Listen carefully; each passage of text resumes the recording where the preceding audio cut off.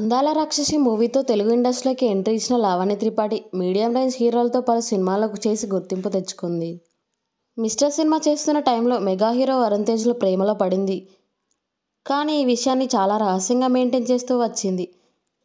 2023లో నిశ్చితార్థం చేసుకుని నవంబర్లో ఈమె పెళ్లి చేసుకుంది. మెగా కోడలు అయిన తర్వాత లావణ్య ఏం పోస్ట్ చేసినా సరే అభిమానులు చూస్తూ వస్తున్నారు. అయితే లావణ్య త్రిపాఠి ఓ గుడ్ న్యూస్ చెప్పింది.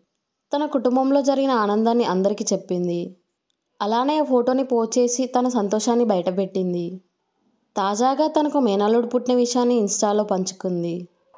అలానే సొట్టబుగ్గల జీన్స్ తన కుటుంబంలో ఈ పిల్లాడు కొనసాగిస్తున్నాడనే శుభవార్తను చెప్పి తెగ సంతోషపడిపోయింది. ఆ పిల్లాడి ఫోటోని ఇన్స్టాలో షేర్ చేసినప్పటికీ ముఖం కనిపించకుండా ఎమోజిని పెట్టింది. మరిన్ని సెలబ్రిటీ అప్డేట్స్ కోసం మా ఛానల్ని సబ్స్క్రైబ్ చేసుకోండి.